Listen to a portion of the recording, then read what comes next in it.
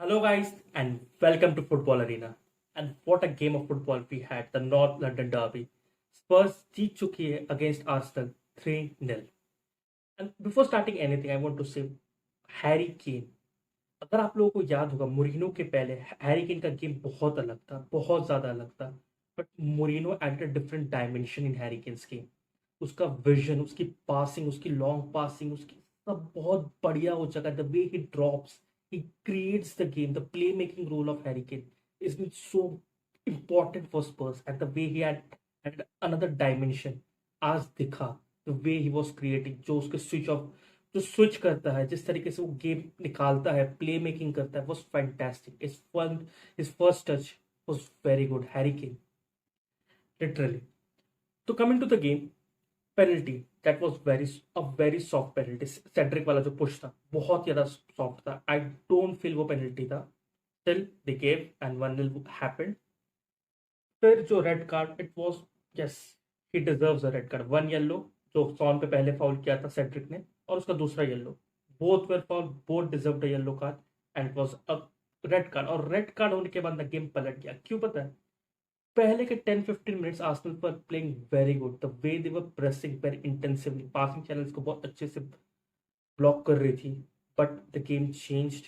And फिर corner, a poor defensive जो setup था आर्सेनल का वाज वेरी पुअर. मार्कर ही भूल गए थे सारे, बहुत ही खराब था, मार्कर्स भूल जा रहे थे. And Harry can scored his second goal of the game.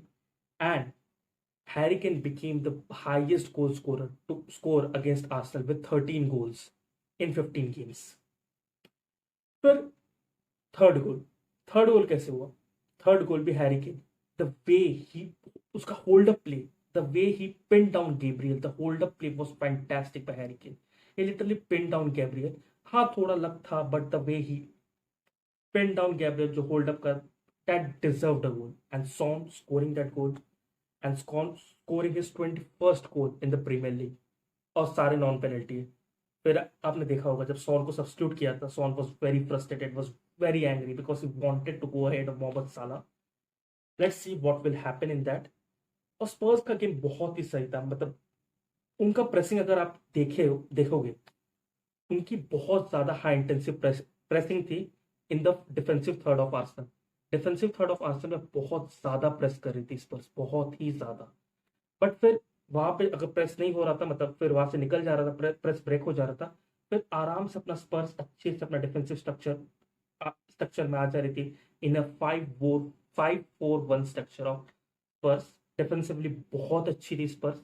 And आपको पता है ये कि Spurs created 5 big chances, 5, and Arsenal उसकी तरफ zero. Zero.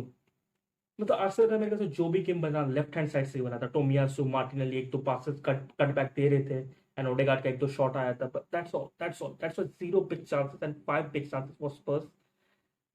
They had a very good game. Defensive structure of Spurs has become very good under Conte. Even Emerson Royal had a good game. मतलब I know he is a very, मतलब अच्छा नहीं खेल रहा था, लेकिन under कॉन्टेड last 2-3 matches से बहुत अच्छा खेलने लगा है. Now come to the top 4 race. अगर स्पर्स आज हार जाती, Chelsea would have booked their spot in the UCL Champions League. But the race has become a 3 club race: Chelsea, Arsenal, and Spurs. Before coming to the race, I want to tell you about the matches. तो Chelsea खेलेगी एक तो Watford के साथ और एक Lester City के साथ. आई फील दोनों इजी फिक्चर है, चेल्सी शुड विन इट, दोनों के दोनों. बट फिर Chelsea is having a bad run of form, so let's see. दूसरी तरफ Spurs are playing Burnley, and there Burnley which might be a tricky fixture, but Norwich City बहुत easy fixture होने वाला है स्पर्स के लिए. And coming to Arsenal point, Newcastle Newcastle से खेलने वाले. Newcastle is going to be a very tricky fixture for Arsenal. एंड फिर यहाँ पे उनका फिर एक गेम है, हाँ, इसके साथ किसके साथ भूल गया मैं, Everton. Everton is going to be also a tricky game because Everton is going to fight for the relegation battle, and even their Burnley is going to fight for the relegation battle, and even Leeds.